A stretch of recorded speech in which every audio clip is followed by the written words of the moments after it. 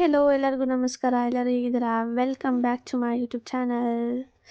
ಇವತ್ತು ಏನು ವಿಡಿಯೋ ಮಾಡ್ತಾಯಿದ್ದೀನಿ ಅಂದರೆ, ಭೀಮ್ನ ಅಮಾವಾಸ್ಯೆಗೆ ಎಲ್ಲರೂ ಪೂಜೆ ಮಾಡ್ತಾರಲ್ಲ ಹಸ್ಬೆಂಡು, ಅದನ್ನು ನಾನು ಕೂಡ ಮಾಡ್ತಾಯಿದ್ದೀನಿ. ನೀವೆಲ್ಲ ಹೇಗೆ ಮಾಡ್ತೀರಾ ಮನೇಲಿ ಸಿಂಪಲ್ಲಾಗಿ, ಹಾಗೆ ನಾನು ವಿಡಿಯೋ ಮಾಡ್ತಾಯಿದ್ದೀನಿ.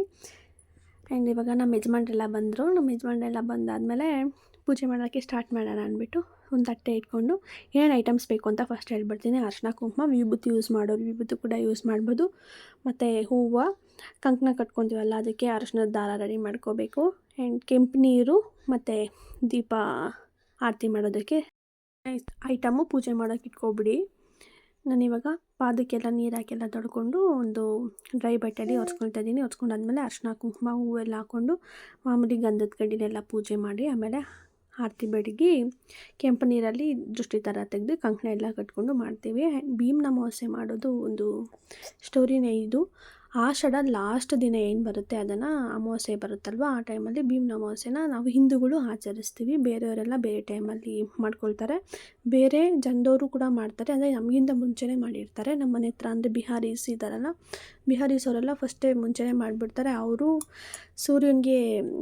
ಚಂದ್ರನಿಗೆ ಅರ್ಕ ಎಲ್ಲ ಬಿಟ್ಟು ಜರಡಿರೆಲ್ಲ ಮುಖ ಎಲ್ಲ ನೋಡಿ ಅವ್ರು ಆ ಥರ ಪೂಜೆ ಮಾಡ್ತಾರಂತೆ. ಅವ್ರನ್ನ ಕೇಳಿದೆ ನೀವು ಮಾಡಲ್ವಾ ಅಂತ, ಅವ್ರು ಆ ಥರ ಹೇಳಿದ್ರು. ಇದ್ರದ್ದು ಒಂದು ಸ್ಟೋರಿನೇ ಇದೆ ಭೀಮ್ನ ಅಮಾವಾಸ್ಯೆದು. ವಜ್ರಬಾಹು ಅಂತ ಒಬ್ಬ ಮಹಾರಾಜರಿರ್ತಾರೆ. ಅವ್ರ ಮಗ ತುಂಬ ಸುಂದರವಾಗಿರ್ತಾನೆ, ನೋಡೋಕ್ಕೂ ಚೆನ್ನಾಗಿರ್ತಾನೆ. ಆದರೆ ಮದುವೆ ಟೈಮಲ್ಲಿ ಲಾಸ್ಟ್ ಮೂಮೆಂಟಲ್ಲಿ ಅವರು ತೀರೋಗಿರ್ತಾರೆ. ಅದಕ್ಕೆ ಆ ಮಹಾರಾಜರು ಏನು ಆದೇಶ ಮಾಡ್ತಾರೆ ಅಂದರೆ, ನನ್ನ ತೀರೋಗಿರೋ ಮಗನ್ನ ಯಾರು ಮದುವೆ ಆಗ್ತಾರೋ ಅವ್ರಿಗೆ ಅವರ ಆಸ್ತಿ ಅದೆಲ್ಲ ಏನಿರುತ್ತೆ ಅದೆಲ್ಲ ಕೊಡ್ತೀನಿ, ನಮ್ಮ ತೀರೋಗಿರೋ ಮಗನ್ನ ಮದುವೆ ಆಗಬೇಕು ಅಂತ ಹೇಳ್ತಾರೆ. ರಾಜ್ಕುಮಾರನ ಹೆಸರು ಜಯಶೀಲ ಅಂತ. ಆ ಊರಲ್ಲಿರೋ ಬಡ ಕುಟುಂಬದವರು ಬ್ರಾಹ್ಮಣರು ಅವ್ರ ಮಗಳನ್ನ ಕೊಟ್ಟು ಮದುವೆ ಮಾಡೋಣ ಅಂತ ಅಂದ್ಕೊಂಡು ಎಲ್ಲ ಮದುವೆ ಮಾಡೋಕ್ಕೆ ಎಲ್ಲ ರೆಡಿ ಮಾಡ್ಕೊಳ್ತಾರೆ. ಮದುವೆ ಎಲ್ಲ ಆಗುತ್ತೆ. ಮದುವೆ ಎಲ್ಲ ಆದಮೇಲೆ ಅವ್ರಿಗೆ ಏನು ದಾನ ಧರ್ಮ ಎಲ್ಲ ಸೇರಬೇಕು, ಹುಡುಗಿಯವರ ತಂದೆಗೆಲ್ಲ ಸೇರುತ್ತೆ. ಸೇರಾದಮೇಲೆ ಹುಡುಗಿಗೂ ವಜ್ರ ವೈಡೂರ್ಯ ಅವ್ರದ್ದೇನಿರುತ್ತೆ ಎಲ್ಲ ಹಾಕಿ ಅರಿಶಿನ ಕುಂಕುಮದಿಂದ ಫುಲ್ಲು ಕಂಗೊಳಿಸ್ತಾ ಇರ್ತಾರೆ. ಅದಾದಮೇಲೆ ಮದುವೆ ಆಗಿರೋ ಹುಡುಗಿನ ಮತ್ತು ಮಹಾರಾಜರೆಲ್ಲ ಸೇರಿ ಸ್ಮಶಾನಕ್ಕೆ ಹೋಗಿ ಇನ್ನೇನು ಚಿತೆಗೆ ಅಗ್ನಿ ಸ್ಪರ್ಶ ಮಾಡಬೇಕು. ಶಿವ ಪಾರ್ವತಿಯವ್ರನ್ನೆಲ್ಲ ನೆನೆಸ್ಕೊಂಡು ಅಗ್ನಿ ಸ್ಪರ್ಶ ಮಾಡೋಕ್ಕೆ ಹೆಣ್ಮಗಳು ಮುಂದೆ ಆಗಿರ್ತಾಳೆ. ಅಗ್ನಿ ಸ್ಪರ್ಶ ಮಾಡ್ತಿದ್ದಂಗೆ ದೈವ ಲೀಲೆಯಿಂದ ಜೋರಾಗಿ ಧಾರಾಕಾರವಾಗಿ ಮಳೆ ಬರೋಕ್ಕೆ ಸ್ಟಾರ್ಟ್ ಆಗುತ್ತೆ. ಮಳೆ ಬಂದು ಎಲ್ಲ ಆರೋಗುತ್ತೆ. ಮತ್ತು ಸಾಯಂಕಾಲ ಆದರೂ ಕೂಡ ಮಳೆ ನಿಲ್ಲೋದೇ ಇಲ್ಲ. ಅವತ್ತೆಲ್ಲ ಮಳೆ ನಿಲ್ಲೋದೇ ಇಲ್ಲ. ಸೂರ್ಯಾಸ್ತ ಆದಮೇಲೂ ಕೂಡ ಮಳೆ ನಿಲ್ಲೋದೇ ಇಲ್ಲ. ಅದಕ್ಕೆ ಮಹಾರಾಜರು ಮತ್ತು ಅವ್ರ ಜೊತೆ ಇದ್ದವರೆಲ್ಲ ಬಿಟ್ಬಿಟ್ಟು ಹೋಗ್ಬಿಡ್ತಾರೆ, ದೇಹನೆಲ್ಲ ಬಿಟ್ಟು. ಆ ಹೆಣ್ಮಗಳಿಗೂ ಕೂಡ ಹೇಳಿರ್ತಾರೆ ದೇಹನ ಬಿಟ್ಬಿಟ್ಟು ಬಂದ್ಬಿಡು ಅಂತ. ಆದರೆ ಆ ಹೆಣ್ಮಗಳು ತನ್ನ ಪತಿನ ಆ ಥರ ಬಿಟ್ಬಿಟ್ಟು ಬರೋಕ್ಕಾಗಲ್ಲ ಅಂತ ಹೆಣ್ಮಗಳು ಅಲ್ಲೇ ಇರ್ತಾಳೆ. ಆ ಕತ್ತಲೆಯಲ್ಲಿ ಭಯದಿಂದ ಪಾರ್ವತಿ ಪರಮೇಶ್ವರಿಗೆ ಏನು ಕೇಳ್ಕೊತಾಳೆ ಅಂದರೆ, ಶಿವಪಾರ್ವತಿಗೆ ಅವಳು ಹಿಂದೆ ಋಷಿಮುನಿಗಳಿಗೆಲ್ಲ ಪುನರ್ಜನ್ಮ ಕೊಟ್ಟಿದ್ದೀಯಾ, ನಾನೇನು ಅಂತ ತಪ್ಪು ಮಾಡಿದ್ದೀನಿ, ನನಗೆ ಯಾಕೆ ಈ ಥರ ಶಿಕ್ಷೆ ಕೊಡ್ತಾಯಿದ್ಯಾ ಅಂತ ಬೇಡ್ಕೊತಾ ಇರ್ತಾಳೆ. ಅದಕ್ಕೆ ಶಿವಪಾರ್ವತಿನೇ ಅವ್ರಿಗೆ ಸಡನ್ನಾಗಿ ಪ್ರತ್ಯಕ್ಷ ಆಗಿಬಿಟ್ಟು, ನಿನಗೆ ನಾನೊಂದು ವ್ರತ ಹೇಳ್ತೀನಿ, ಈ ವ್ರತ ಮಾಡಿದ್ರೆ ನಿನಗೆ ನಿನ್ನ ಗಂಡ ಸಜೀವವಾಗಿ ಮತ್ತೆ ಪುನರ್ಜನ್ಮ ಪಡ್ಕೊಂಡು ಬರ್ತಾರೆ, ಇದರಲ್ಲಿ ಯಾವುದೇ ಸಂಶಯ ಇಲ್ಲ ಅಂತ ಹೇಳ್ತಾರೆ. ಆವಾಗ ಹುಡುಗಿ ಎಲ್ಲ ಇದೆಲ್ಲ ಆಗಿ ಮತ್ತು ಅವ್ರ ಗಂಡನ ಸಜೀವವಾಗಿ ಎಲ್ಲ ಇದು ಮಾಡ್ಕೊಳ್ತಾರೆ. ಇದೇ ಒಂದು ಚಿಕ್ಕ ಸ್ಟೋರಿ. ಅದಕ್ಕೋಸ್ಕರನೇ ಭೀಮ್ನ ಅಮಾವಾಸ್ಯೆನ ಎಲ್ಲರೂ ಆಚರಿಸ್ತಾ ಇದ್ದಾರೆ ಈಗಲೂ. ಆಗ 9 ವರ್ಷ ಎಲ್ಲ ಏನೋ ಆಚರಿಸಿ ಕಡಿಮೆ ಎಲ್ಲ ಮಾಡ್ತಾಯಿದ್ರಂತೆ. ಈಗ ಸಿಂಪಲ್ಲಾಗಿ ಈ ಥರ ಚಿಕ್ಕದಾಗಿ ಪೂಜೆ ಮಾಡ್ಕೊಳ್ತಾರೆ. ನಿಮ್ಗೆ ಯಾರಿಗಾದ್ರೂ ಇದ್ರ ಬಗ್ಗೆ ಏನಾದರೂ ಬೇರೆ ಇನ್ಫಾರ್ಮೇಷನ್ ಏನಾದರೂ ಇದ್ದರೆ ಕಮೆಂಟ್ ಮಾಡಿ. ನನಗೆ ಗೊತ್ತಿರೋಷ್ಟು ನಾನು ಹೇಳಿದ್ದೀನಿ, ನನಗೆ ಎಷ್ಟು ಕಷ್ಟೋ ಅಷ್ಟೇ ಹೇಳಿದ್ದೀನಿ ಅಷ್ಟೇ. ಏನಾದರೂ ಈ ಸ್ಟೋರಿ ಇಷ್ಟ ಆಗಿದೆ ಕಮೆಂಟ್ ಮಾಡಿ. Thank you. ಆ್ಯಂಡ್ ಪೂಜೆ ಎಲ್ಲ ಆದಮೇಲೆ ನಾನು ನೋಡಿ ಆರತಿ ಮಾಡ್ತಾಯಿದ್ದೀನಿ. ನಮ್ಮ ಪಾಪು ಕೆಳಗಡೆ ಇಟ್ಟಿದ್ರಿ, ಕೆಳಗಡೆ ಮಲಗಿಸಿದ್ರಿ. ಅವಳಂತೂ ಸುಮ್ಮನೆ ಇರ್ತಾಯಿಲ್ಲ. ಅದಕ್ಕೆ ನಮ್ಮ ಹಸ್ಬೆಂಡ್ ಎತ್ಕೊಂಡಿದ್ದಾರೆ ನೋಡ್ರಿ. ಇವಾಗಲೂ ತುಂಬ ತರಲೆ ಮಾಡ್ತಾಯಿದ್ದಾರೆ. ಆ್ಯಂಡ್ ತುಂಬ ಜನ ಕೇಳ್ತಾಯಿದ್ರಿ, ನಿಮ್ಮ ಪಾಪುದು ಫೋಟೋ ಯಾಕೆ ಬ್ಲರ್ ಮಾಡಾಕ್ತಾಯಿದ್ದೀರಾ ಅಂತ.